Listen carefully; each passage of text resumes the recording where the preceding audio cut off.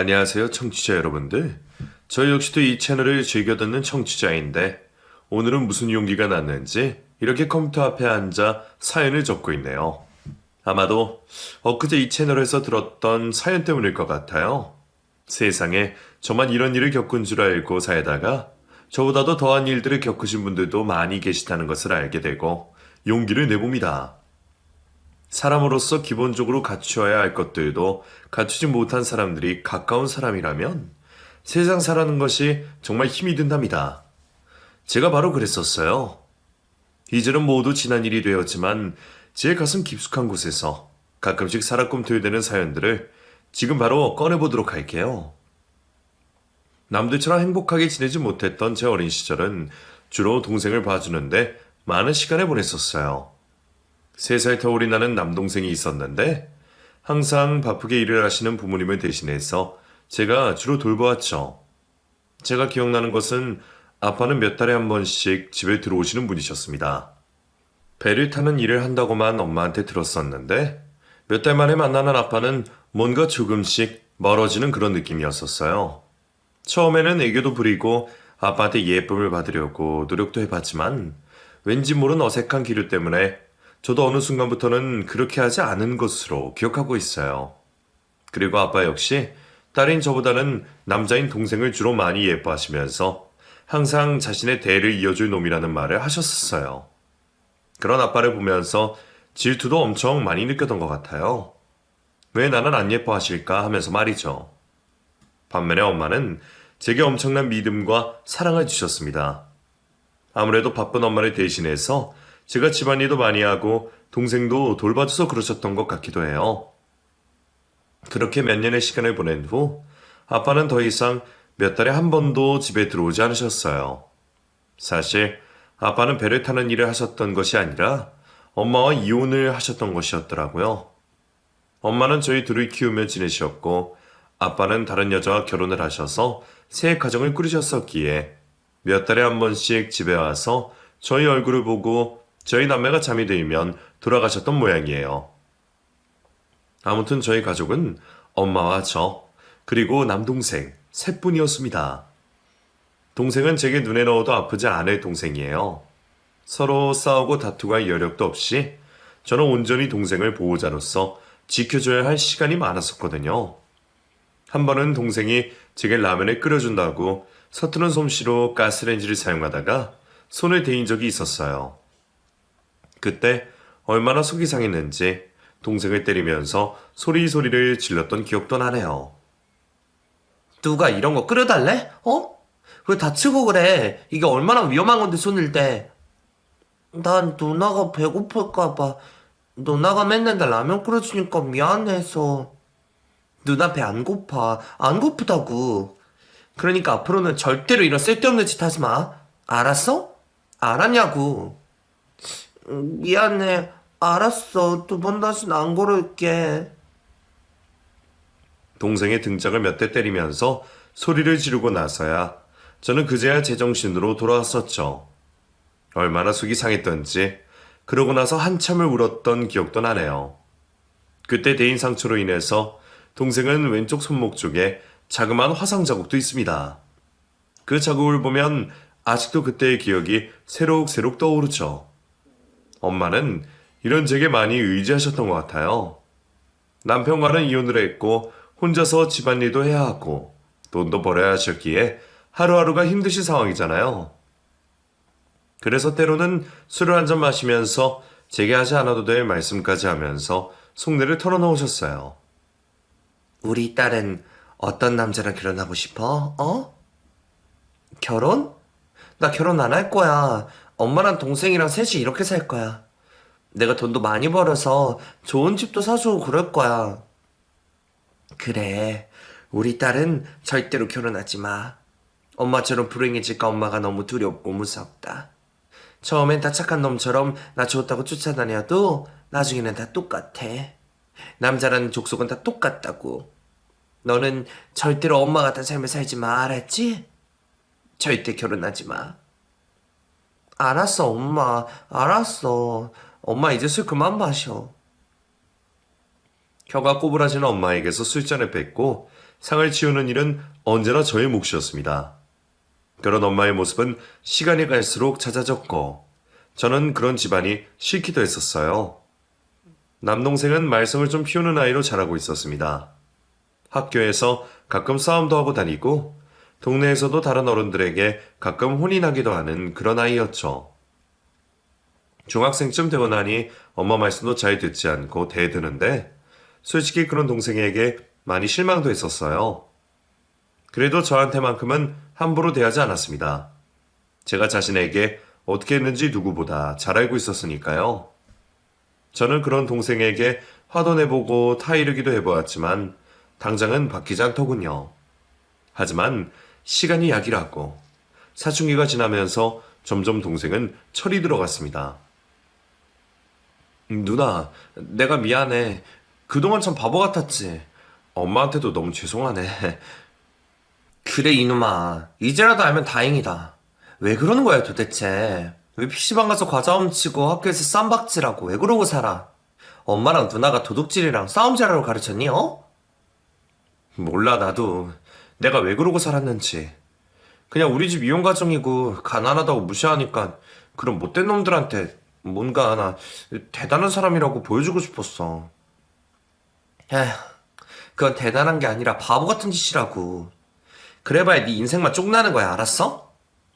앞으로는 제발 절대 그러지 말자. 우리 엄마를 생각해서라도 이러면 안 되잖아. 알았어, 누나.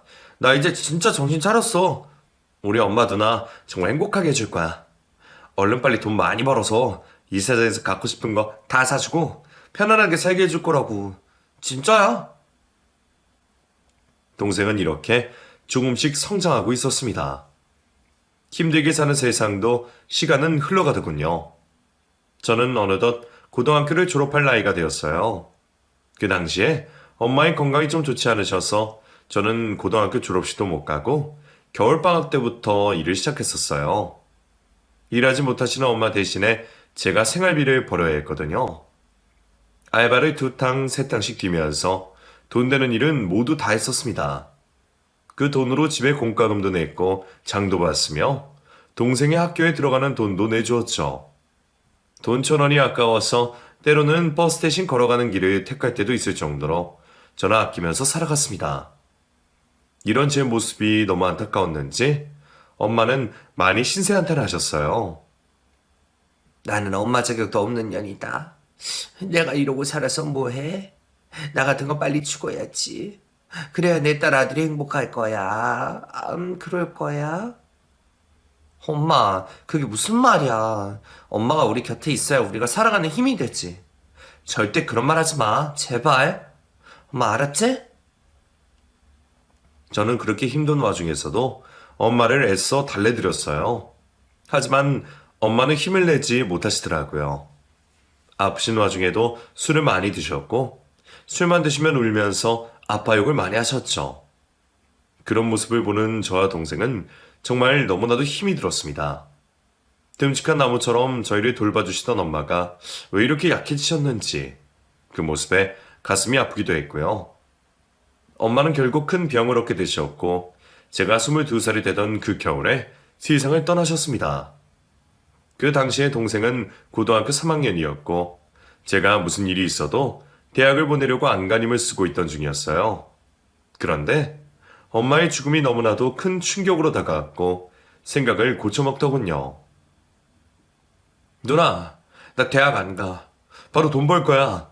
뭐라도 해서 미친 듯이 돈 벌 거라고. 야, 안 돼. 내가 너 대학 보낸다고 했잖아. 누나가 지금 너 학원도 보내고 그러고 있는데 그딴 말 하지 마. 누나, 지금 나한테 대학이 뭐가 필요해? 엄마 죽은 거 안 보여?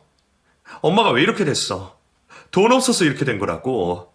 돈이 없어서 힘든 상황이 계속되니까 결국 이렇게 허망하게 우리 곁을 떠난 거라고. 이 와중에 대학 나와서 뭐 할 건데? 대학 나오면 돈 많이 벌 수 있어? 그런 거야? 그래도 대학을 나오면 사회에서 인정도 받고 월급도 많이 받더라. 나는 몰라도 너 무시당하는 걸 나는 못 봐, 절대로. 동생과 저는 대학 문제로 의견이 대립되었고 며칠간 말도 하지 않을 정도로 심각한 상황이 되었죠. 그리고 결국 동생은 다니던 학원도 그만두고 대학교 원서를 쓰지 않았습니다. 고등학교를 졸업하자마자 군대에 자원 입대를 해버렸고 그렇게 저와 당분간 헤어지게 되었어요. 처음에는 동생을 원망하기도 했지만 그래도 제 하나밖에 없는 가족이었어요. 아빠는 엄마 장례식 때 보았지만 두 번 다시는 연락하고 싶지 않을 정도로 멀어진 느낌이었거든요. 엄마까지 없어지니 저희는 서로를 더욱더 의지할 수밖에 없었습니다. 그렇게 저는 저 나름대로 열심히 일을 하며 살았고 동생은 군대에서 성실하게 생활하며 지냈어요. 제대를 하고 나서 사회에 나오자마자 아는 형의 가게를 쫓아다니며 일을 배우겠다고 했습니다. 평범하고 안정된 직장을 얻었으면 좋겠다 싶은 제 바람과는 다르게 동생은 매우 도전적인 일을 하려고 했었죠. 동생은 지방 멀리 떨어진 곳에 가서 일을 해야 했었기에 결국 저와 떨어져 살게 되었어요. 그때 저는 남편을 만났습니다. 주말에 알바를 하던 작은 카페가 있었는데 그곳의 단골 손님이 바로 남편이었죠. 제가 좀 일도 열심히 하고 싹싹하다는 소문을 많이 듣는 편이었거든요. 남편은 그런 제 모습을 오랫동안 지켜보더니 제게 관심이 있었던 모양이더라고요. 카페에 올 때마다 제게 이런저런 말을 하긴 했었는데 처음에는 제가 별로 관심이 없어서 그런지 별 생각도 안 하고 있었어요. 그런데 매번 같은 요일 비슷한 시간대에 오다 보니 저도 그 사람을 기억하게 되었죠. 오늘 날씨 정말 좋죠? 하늘 보셨어요? 아, 네? 아, 네네, 정말 좋네요. 아까 출근하면서 보니까 정말 예쁘더라고요. 근데 왜 주말만 오세요? 제가 그쪽 계실까 하고 주중에도 가끔 오는데 안 계시더라고요. 주중에는 다른 직장에 다니고 있고요. 주말만 알바하고 있어요. 저를 찾으셨어요? 그럼요, 찾았죠. 너무 성격도 좋으시고 웃는 얼굴이 사람을 기분 좋게 해주시거든요. 그래서 좀 더 자주 뵙고 싶어서. 아, 네. 감사합니다, 손님. 그럼 오늘은 몇 시에 끝나시는 거예요? 끝나고 시간 되시면 밥 한 끼 같이 먹고 싶어서요. 멀끔하게 생긴 손님이 제게 관심을 가져주는 것 같아서 처음엔 그저 너무 좋기만 했어요. 이성이 평소에 제게 적극적인 모습을 보여준 적은 거의 없었거든요. 제가 돈 벌고 생활하느라 이런 쪽에 관심조차 두지 못한 것도 사실이고요. 뭐에 홀렸는지 저는 그날 그 남자와 함께 밥을 먹게 되었습니다. 그 남자는 지방이었지만 꽤 좋은 대학을 나왔고 직장도 괜찮은 곳에 다니고 있더라고요. 제가 주말에 일했던 그 카페가 대학가 부근이었는데 그 대학 출신이라는 얘기를 들었어요. 고등학교만 간신히 졸업하고 사회에 나와 이 일 저 일하고 있던 저는 솔직히 자신감이 없었습니다. 특히나 학벌이나 토익 같은 얘기들은 저를 많이 위축되게 만들었었죠. 그 남자도 제게 어느 대학 출신이라고 물었었는데 맨날 이런 부분 때문에 위축된 제 자신이 싫어서 그날은 아주 당당하게 큰 소리로 말을 해버렸어요. 아, 저 고졸이에요. 고등학교 졸업하고 사회에 나와서 열심히 일하고 있죠. 대학이 꼭 인생의 전부는 아니니까요. 아, 그럼요. 꼭 전부는 아니죠. 오해는 마세요. 저는 그저 혹시 같은 학교 출신인가 해서 여쭤본 거니까요. 저도 가고 싶긴 했는데 집안 사정도 그랬고 동생도 돌봐야 했었기에 어쩔 수가 없었네요. 대학생활 재미있으셨어요? 궁금하긴 해요. 뭐, 그렇죠. 그냥 맨날 놀러 다니고 술 마시고 연애하고 그러느라. 오히려 자신감 있는 제 모습이 보기 좋았는지 그 남자는 그 뒤로 더욱더 제게 호감을 드러내기 시작했어요.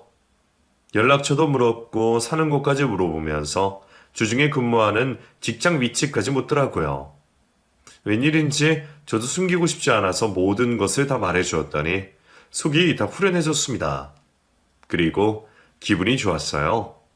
저도 누군가한테 이렇게 관심받을 수 있구나 하는 마음에서요. 어린 시절 아빠에게 사랑받고 싶어서 몸부림을 쳤는데 아빠가 별로 관심을 주지 않아 상처받았던 제 모습이 데자뷰가 되면서 이번에는 뭔가 다른 결말이 있을 것 같다는 희망도 느껴졌어요. 그리고 그 남자와 주기적으로 만나는 사이가 되었어요. 영화도 같이 보고 밥도 먹고 또 다른 카페에 가서 이런저런 얘기도 많이 했죠. 시간이 지나면서 저는 점점 더 그 사람에게 빠져만 갔습니다. 학벌도 직장도 거기에 외모도 괜찮은 남자가 제가 이렇게 잘해주는데 마다할 사람이 누가 있겠어요. 더군다나 자기 고집도 잘 부리지 않고 남자 특유의 그런 강인함 같은 것도 내세우지 않으니 저는 마음이 많이 기울었었죠. 그리고 시간이 조금 흘러 저희는 연인으로 발전했습니다. 저는 사랑에 빠지면 정말 모든 것을 다 내어줄 만큼 헌신적인 사람인 것을 느끼는 시간이었던 것 같아요. 그 남자를 위해서 정말 최선의 노력을 다했거든요.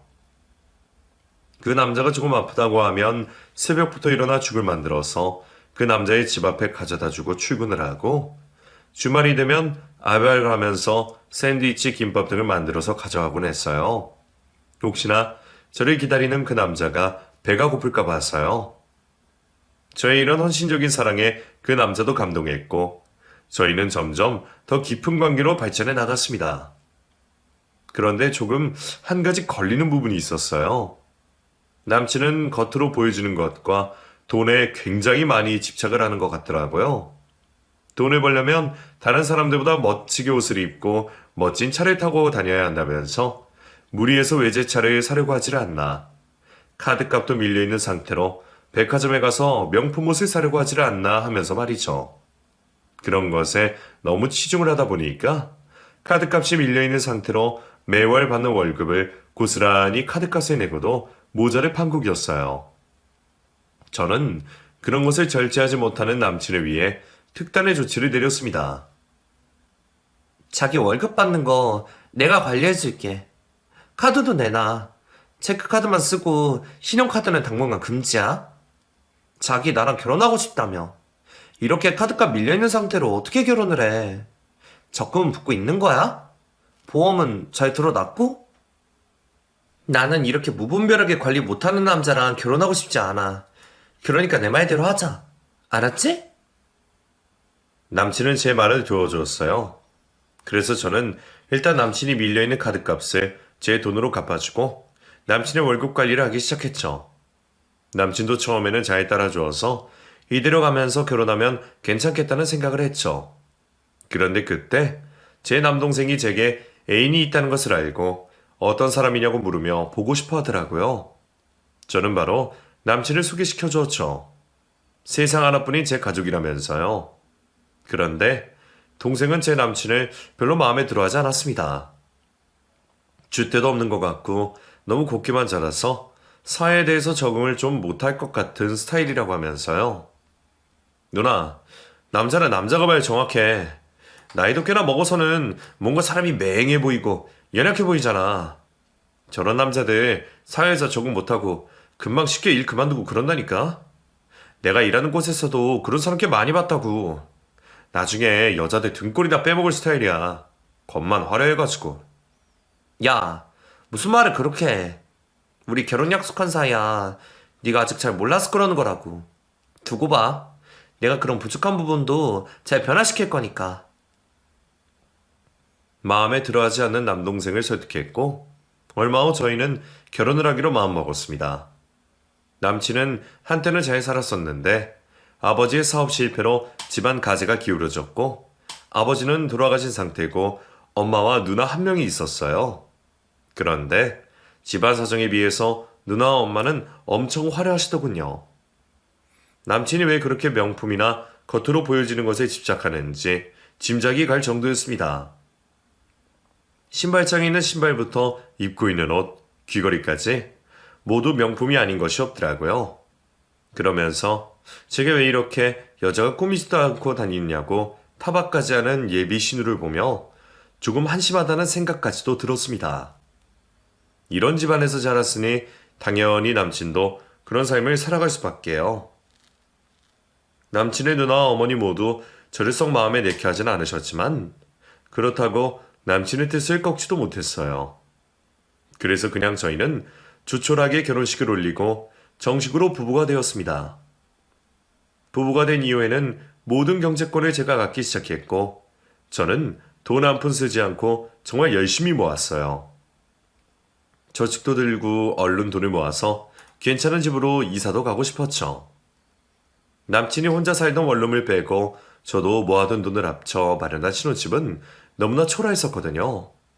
하지만 이런 제 마음을 아는지 모르는지 남편은 결혼한 지 1년도 되지 않아 회사를 그만둬 버렸습니다. 자신은 이런 사람들과 같이 일을 할 수가 없다면서 자신을 개돼지 취급을 한다고 하더군요. 정말 답답했어요. 매번 징징대면서 힘들다고 하는 것도 한두 번이지 퇴근하고 힘들어 있는 제게 그만둔다며 짜증내고 졸라대는데 저도 결국에는 이 말이 듣기 싫어 그만두라고 해버렸죠. 그 후로 남편은 알바를 전전했습니다. 그러면서 제가 예전에 일하던 카페에서 일을 한다고 하더라고요. 제대로 된 직장에 취업을 할 생각은 안 하고 저러는 모습이 남동생이 예전에 했던 말을 떠오르게 하기도 했어요. 그러는 사이 저희 부부에게 아이가 생겼고 이어서 연년생으로 또 아이가 생겼죠. 딸 둘 맘이 된 저는 직장 생활하기가 너무 힘이 들더군요. 아이들을 하루 종일 어린이집에 맡기는 것도 너무 안쓰럽고 그렇다고 신우나 시모가 도움을 주는 것도 아니었으니까요. 그 당시 신우는 갑자기 저희 집에 짐을 싸들고 와서 눌러 살게 되었었는데 대낮 12시까지 퍼질러 자다가 4, 5시가 되면 나가서 새벽에 술에 취해 들어오고 있었거든요. 너무 답답해서 미쳐버릴 것 같았어요. 또 더욱 저를 힘들게 했던 건 시모였었는데요. 평소에 저를 마음에 들어하지 않던 시모가 갑자기 치매기가 생겨서 누군가의 도움이 절실히 필요한 상태가 되었었죠. 시모로 인해 집안에 작은 불까지 났고 집안에 있는 멀쩡한 물건들을 내다 버리기까지 했었거든요. 치매 환자는 절대로 혼자서 생활할 수가 없더라고요. 저는 그런 시모를 혼자 두기가 무서워 신우에게 부탁을 했어요. 저기 형님, 지금 어머님이 조금 상태가 안 좋으신 것 같은데 형님이 어머니 집에 들어가 사시면 어때요? 지금 딱히 저희 집에 있으셔야 할 이유는 없잖아요. 직장이 근처에 있는 것도 아니고. 옳게 말 너무 막 하는 거 아니야? 지금 나 이 집에 얹혀 산다고 무시하냐? 그래, 나 직장 안 다니고 집에서 논다 그래서 뭐. 우리 엄마 누구랑 같이 살고 그럴 사람이 아니야. 그 성격을 좀 봐. 아들밖에 몰라서 아들 하면서 나는 안주기도 없다고. 그리고 여기에서 살아야 시내 나가기도 편하고 친구들 만나기도 편하단 말이야. 형님, 그래도 어머님한테 혹시 무슨 일이라도 나면 어떡해요? 걱정 안 되세요? 설마 무슨 일이 있게 하겠어? 우리 엄마 그렇게 멍청한 사람 아니라고. 전 걱정되면 올케가 가서 좀 살든가. 나한테 그런 거 강요하지 마. 알았어? 난 그런 거 누가 나한테 시키면 딱 질색이니까. 막무가내로 싫다고 말하는 신우를 더 이상은 설득하기 힘들었어요. 어쩌면 자기 엄마가 혼자 살면서 그런 일이 일어나고 있는데 걱정도 안 되는지 저는 도무지 이해가 되지 않았습니다. 이번에는 남편에게도 말해보았어요. 하지만 남편 역시 카페 일을 해야 하기 때문에 절대로 그곳에는 갈 수가 없다고 하면서 저보고 아이를 데리고 가서 며칠씩 있다가 오라고 하더군요. 저는 이때 친정엄마가 떠올랐어요. 평생 고생하다가 뒤늦게 병을 얻어 떠나신 엄마가요. 도저히 혼자 계신 시모를 모른 척 할 수가 없었습니다. 저를 마음에 들어하지 않으셔도 어쨌든 아이들의 할머니이고 남편의 어머니이시니까요. 아이 둘을 데리고 시모가 혼자 살고 계신 집으로 가서 3, 4일씩 지내다가 왔습니다. 어차피 아이들은 어린이집도 안 다니고 있는 상태였으니까 집에서 제가 돌봤죠. 아이들이 서로 싸우거나 시끄럽게 소리를 지르면 치매기가 있으신 시모가 아이들의 머리를 쥐어박고 못된 년이라고 욕도 하고 그러셨지만 어쩔 수가 없었어요. 그 당시에 제가 할 수 있는 최선의 길이었으니까요. 그러면서 몇 년의 시간을 보냈어요. 덕분에 아이들은 유치원에 7살이나 돼야 갈 수 있었습니다. 시모의 치매기가 너무 심해져서 요양병원에 모시고 나서였죠. 제가 그러는 동안 제 남동생이 가끔씩 집에 들리기도 했었는데 그때마다 제게 전화를 걸어 당장에 헤어지라는 말을 하더군요. 누나 정말 왜 이러고 살아? 이러고 살아야 돼? 내가 돈 다 대줄게. 나 식당 엄청 잘 돼. 이번에 하나 더 오픈할 거고 좋은 차도 사서 끌고 다니고 혼자 살기 아주 넓은 집도 마련했어. 누나, 나랑 살자, 나랑. 무슨 말이야, 그게. 왜 그래, 어? 다짜고짜 왜 그런 말을 해? 누나, 내가 어제 누나 집에 갔었는데 매형이랑 그 사돈분이랑 둘이 술 마시고 친구들까지 불러서 집을 개판으로 만들어 놓고 있더라. 우리 누나는 애들 데리고 자기네 치매 엄마 병가 오고 있는데 말이야. 그래도 되는 거야, 어? 이게 사람들이냐고. 어떻게 사람의 탈을 쓰고 그런 짓을 해? 누나가 뭔데? 누나가 무슨 파출부야? 하녀야? 파출부도 그런 대접은 안 하겠다. 당장 나와, 당장. 종호야, 그러지 마. 너 지금 너무 흥분했어. 그래, 너 성공하고 그런 거 너무 잘 됐고 좋아. 그렇지만 이혼이라는 게 그렇게 쉬운 일이 아니야. 그러니까 흥분 가라앉히고. 안 되겠어, 누나. 나 누나네 집에서 30분 떨어진 곳에 집어들 거야. 거기 좋은 아파트 이번에 새로 다 지었더라. 나 거기 가서 살면서 수시로 누나 집 들락거릴 거고 매형이랑 그 누나가 무슨 짓 하고 다니는지 다 확인할 거야. 알았지? 아주 내 손에 걸리기만 해봐. 남동생은 몹시 흥분을 한 상태였어요. 제게 당장 이혼을 하라고 할 만큼요. 평생 자기 때문에 고생한 누나가 이번에는 또 시집까지 가서 고생을 한다고 자기가 지켜본다고 했어요. 동생은 일찍부터 친한 형네 가게에서 일을 배우더니 바로 식당을 차렸고 누구보다 열심히 살았어요. 그래서 이른 나이에 많은 돈을 벌게 되었고 이번에 또 다른 가게도 오픈을 한다고 하더라고요. 그래서 동생은 남편 모르게 제 통장으로 돈도 보내주고 예쁜 귀걸이나 화장품 그리고 명품 백도 사주기도 했었어요. 시모 병간호라 하느라 그런 선물을 받고도 한 번도 해보지도 못하고 장롱 속에 고이 모셔두기만 했지만요. 그렇게 시모가 요양원에 간 후에는 모든 것이 안정화가 되어가는 줄 알았어요. 아이들도 유치원에 다니기 시작했고 남편도 카페에서 일을 하고 있었고요. 그리고 저도 직장으로 복귀를 앞두고 있었죠. 남동생은 정말로 저희 집 근거리에 있는 아파트로 이사를 와서 수시로 맛있는 걸 사서 집에 놀러오며 분위기를 살폈고 덕분에 남편과 신우도 조금은 눈치를 보는 듯 해보였습니다. 이대로만 지내면 될 것 같다고 생각을 하던 어느 날 청천벽력 같은 일이 벌어지고 말았어요. 남동생이 교통상해를 당한 것이에요. 새벽 늦게 가게를 마감하고 술을 한 잔 먹어서 차를 두고 집에 오는 길에 음주운전 차량을 부딪혀버린 거예요. 큰 사고로 쓰러져 의식을 잃게 되었고 새벽에 전화를 받은 저는 급하게 응급실로 뛰어갔습니다. 저 멀리서 남동생이 보였는데 온통 피투성이로 되어 있어서 얼마나 크게 사고가 났는지 직감할 수 있었어요. 엄마도 잃고 오로지 동생 하나 남았는데 이번에는 절대로 동생을 떠나보낼 수 없다는 마음에 엄청나게 울었던 것 같아요. 동생이 수술을 받으러 수술실로 들어갔을 때에는 수술실 앞에서 무릎을 꿇고 돌아가신 엄마에게 기도까지 할 정도였습니다. 엄마 안 돼. 종호는 아직 안 돼. 엄마 데려가지 마, 어? 하늘에서 보고 있지? 종호 꼭 지켜줘, 엄마.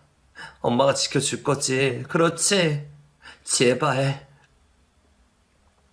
하지만 동생은 수술을 마치고 나서도 의식이 돌아오지 않았습니다. 며칠 동안 중환자실에서 의식이 돌아오기만을 간절히 기다리고 있었죠. 그때 남편이란 놈은 제게 이런 말을 하더군요. 저기 종호는 좀 어때? 괜찮아? 아직 의식 안 돌아온 거지? 뭐 그렇지. 당신은 처남이 그렇게 됐는데 어떻게 병원 한 번 안 오냐, 어? 걱정도 안 돼? 걱정이 왜 안 돼? 엄청 걱정되지. 근데 중환자실이 면회 시간도 정해져 있고 그 시간에 내가 맞추기도 힘들고. 그래서 말이야. 종호 차 있잖아. 그 벤츠.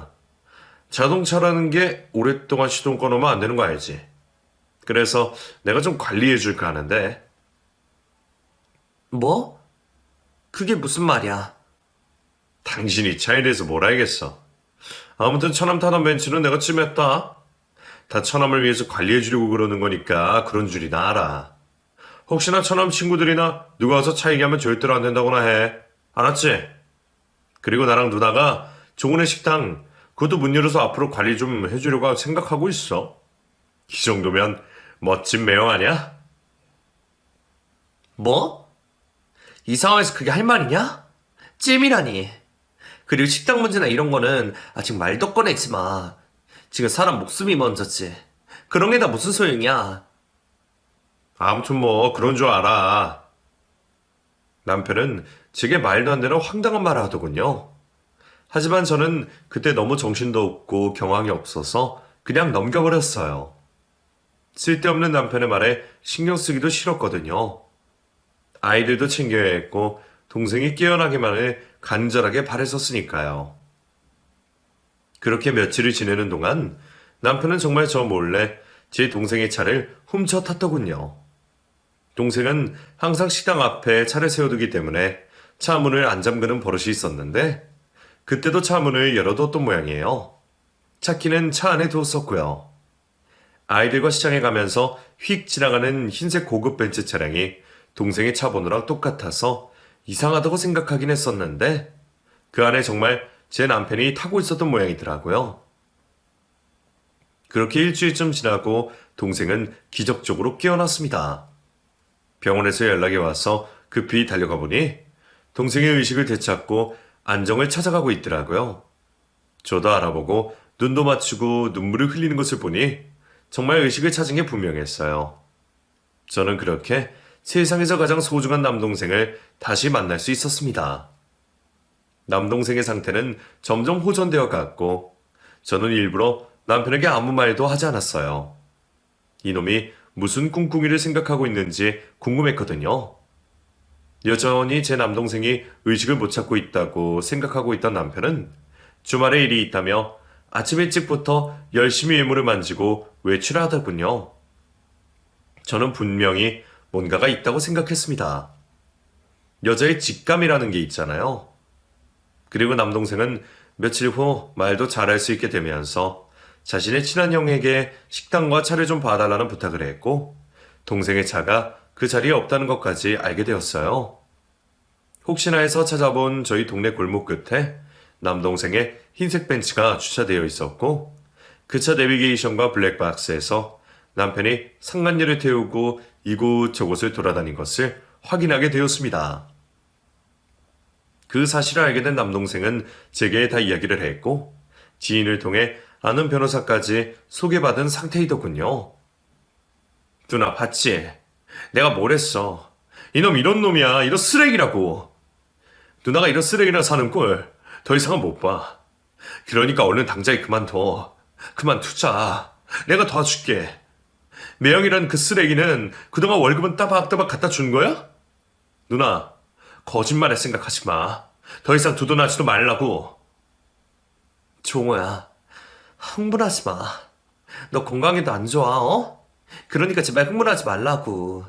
알았어. 나 이혼할게. 이혼한다고.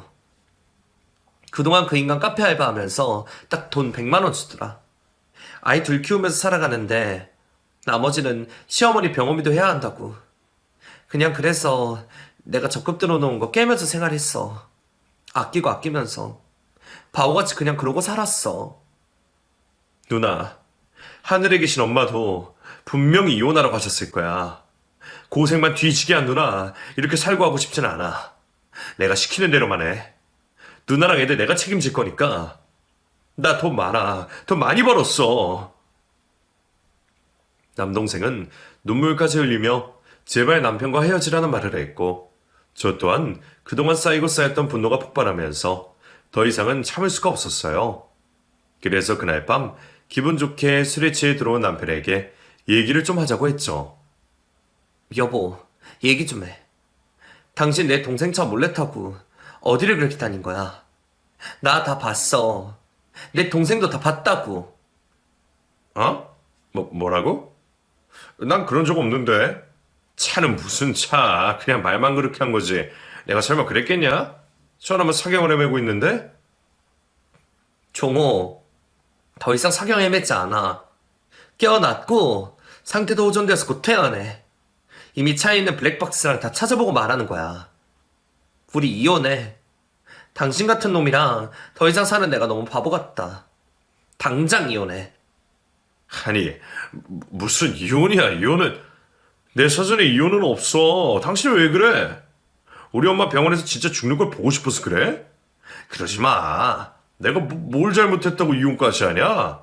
내가 다 설명할게. 설명한다고. 설명? 너 바람피지? 카페에서 알바하면서 만난 여자랑 아주 알콩달콩 잘도 쏘다녔던데 거기 다니면서 뭔 짓거리라고 다녔냐? 됐다. 설명할 필요도 없고 이미 증거도 다 있으니까 끝내자. 이대로 끝내. 끝내기, 뭘 끝낸단 말이야. 차 한번 타고 간 걸 가지고 뭘 그래? 내가 뭐 다른 뜻이 있어서 그런 거냐? 아픈 처남 좀 잘 보살펴주고 식당이나 차랑 잘 유지시켜주려고 갈 좀 해주려고 한 것뿐인데 뭘 그래? 제발 그런 무서운 말 좀 그만해. 남편은 말까지 더듬으면서 제 눈치를 살피며 다시 생각하라고 말하더군요. 하지만 저는 이미 참을 만큼 참았고 더 이상 이해를 해줄 마음은 전혀 없었습니다. 시모가 아파도 쉬누고 남편이고 다 나몰라라 할 때 제가 가서 돌봐드리고 병원에 입원까지 시켜드렸는데 남편이란 작자는 뒤에서 딴짓을 하고 있는데 누가 좋아하겠어요? 그뿐만 아니라 결혼하고 얼마 되지 않아 회사까지 그만두고 알바를 했는데 최소한의 생활비도 주지 않고 자기 멋대로 쓰고 돌아다닌 남편을 더 이상은 용서하고 싶지 않았습니다. 남편으로서의 자격뿐만 아니라 아이 둘의 아빠로서도 자격이 없는 인간이거든요. 애초에 남동생의 말이 딱 맞았어요. 사회성 떨어지고 무능력한 것 같다고 했는데 진짜 남편은 그런 사람이었던 것을 그때는 왜 몰랐을까요? 남편에게 매몰차게 말을 하고 짐을 싸고 있으니 남편뿐만 아니라 신우까지 앞세에 제 마음을 돌이키려고 하더군요. 신우는 외출했다가 들어왔는데 제가 그동안 아끼느라 메고 다니지도 못한 저의 명품백과 귀걸이를 하고 오더니만 저와 남편이 하는 대화를 듣고 끼어들었어요. 옳게. 저기 생각 좀 다시 해보자. 우리가 무슨 죄야? 뭘 그렇게 잘못했니? 그저 다 가족이랑 열심히 살아보려고 그런 거잖아. 내 동생도 많이 반성하고 있고 또 애가 착해서 거절을 못해서 여자 좀 잘 태어나 본데 절대 그런 애 아니야. 그거 옳게도 잘 알잖아. 그저 우리는 옳게 동생이 사고로 쓰러졌으니까 식당이나 차량 관리를 해주려고 그런 거라고. 절대 오해하지 마, 절대로 그러지 마. 참, 나 기가 막혀서 말이 안 나오네요. 지금 그 가방이랑 귀걸이 제 거 아니에요? 어디 주인 허락도 없이 이렇게 막 가지고 다녀요. 그거 엄연히 도둑이에요, 도둑. 저희 집에 들어올 때도 말도 없이 짐 싸 들고 오시더니 또 이렇게 말도 없이 남의 물건 함부로 손대시네요. 동생이나 누나나 아주 똑같네요, 똑같아. 됐고요. 더 이상 말도 하기 싫으니까 그런 줄 아세요. 그리고 이 집에서 당장 나가세요. 뭐? 이게 정말 보자보자니까 뚫린 입이라고 막말하네? 야, 네가 뭐가 그렇게 잘났냐? 고졸 주제, 부모도 온전치 못한 것이 어디 잘난 척을 해요? 네가 뭐가 잘났어, 이년아. 신우는 제 말을 듣고 몹시 흥분한 상태로 제게 욕까지 해댔습니다. 저는 더 이상은 참지 못했고 곧바로 집을 나가 남동생이 만나러 간 변호사를 만나서 이혼소장을 작성했어요. 그리고 남동생이 온전하게 깨어난 날 이혼소장을 남편의 얼굴에 던져버렸죠. 두 눈 똑똑히 뜨고 잘 봐, 이혼장. 그리고 당장 이 집에서 나가. 내가 이 집 살 때 돈 90% 이상 보탠 거 알지? 나머지 10%는 내가 해결해 줄 테니까 당장 이 집에서 나가. 네 누나도 같이. 남편은 어리둥절한 표정을 잠시 짓더니 갑자기 자세를 바꾸어 그 자리에서 무릎까지 꿇었어요.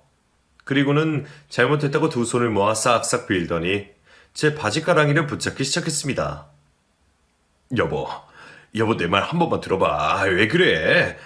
이거 다 오해라고 오해야. 이혼이라니 말도 안 돼. 우리 토끼 같은 아이들을 어떻게 하고. 제발 제발 여보. 토끼 같은 자식? 야, 네가 자식 때한테 언제 관심이라도 있었냐? 아들도 못 낳는 년이라고 나한테 구박하면서 애들 내팽개치고 딴 년이랑 놀아난 주제. 무슨 할 말 있다고. 너 참 낯잡도 두껍다. 이거 안 나? 당장 나? 남편은 계속해서 제 바지가랑이를 붙들고 절대 놔주지 않았습니다. 아이들은 그 모습을 보고 울며 불며 난리가 났고 저는 빨리 이 상황을 벗어나고 싶어 바지를 벗어버리고 다른 옷으로 갈아입은 후 재빨리 아이들을 데리고 그 집을 나와버렸어요. 집을 나와서 아이들과 골목 끝까지 막 뛰어간 후 골목 끝에서 택시를 타고 동생 아파트로 향했습니다. 마침 친한 형과 함께 퇴원을 해서 집으로 들어온 동생은 저를 보며 반갑게 맞이해 주었어요. 두나, 정말 잘 왔다. 잘 왔어. 나 이제 멀쩡해. 괜찮다고. 내가 누나랑 애들 책임질 거야. 그런 쓰레기 같은 놈한테 절대로 두 번 다시 누나 안 줘. 이제 누나 이제 행복하게 잘 살아. 알았지? 그래. 엄마도 하늘에서 다 보고 계시겠지? 엄마도 나 용서하시겠지? 그럼 누나, 우리 엄마는 아마 진작부터 누나가 이혼하길 바라셨을 수도 있어. 그러니까 그런 생각 말고 우리 앞으로 일만 생각하자. 내가 누나 도와줄 거야. 누나가 내게 했던 것처럼 이제는 내가 누나 지킬 거라고. 동생과 저는 서로 얼싸안고 얼마나 울었는지 몰라요. 곁에 있던 아이들도 제 모습을 보고 함께 울었고 한동안은 집안의 울음소리만 가득할 정도였습니다. 한참 시간이 지나고 어느 정도 정신을 차리고 보니 아이들이 밥도 먹지 못했더라고요. 부랴부랴 밥을 지어서 햄과 계란 후라이를 튀겨서 아이들에게 밥을 주었습니다. 아무것도 모르고 밥을 잘 먹는 아이들을 보니 가슴이 미어지긴 했지만 한편으로는 그런 아빠 밑에서 불행하게 자르는 것보다 이 길이 훨씬 낫겠다는 생각도 들었어요. 결국 저는 이혼이라는 길을 택했고 변호사를 통해 이혼은 일사천리로 진행이 되었습니다. 상간녀에 대한 인적사항도 다 알게 되어 상간녀 소송도 함께 진행했는데 알고 보니 상간녀는 같은 카페에서 일하던 알바생이더군요. 증거를 모으는 과정에서 그 둘은 얼마나 달콤하게 사랑을 속상했는지 그걸 보는 제 가슴은 찢어진다라는 표현도 모자랄 정도였어요. 이혼 과정에서 남편과 신우는 제게 전화를 걸어 앞으로 자기네들은 어떻게 살아야 하느냐, 시모는 어떻게 하느냐며 매달렸습니다.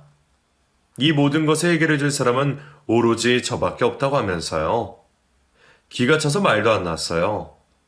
집안의 모든 것을 제가 알아서 다 하다 보니 이제는 저를 무슨 일 처리하는 하녀쯤으로 생각하는 것 같더라고요. 저는 당당하게 말했어요. 그렇게 달콤하게 사랑을 속삭이던 그년이랑 알아서 잘해봐라.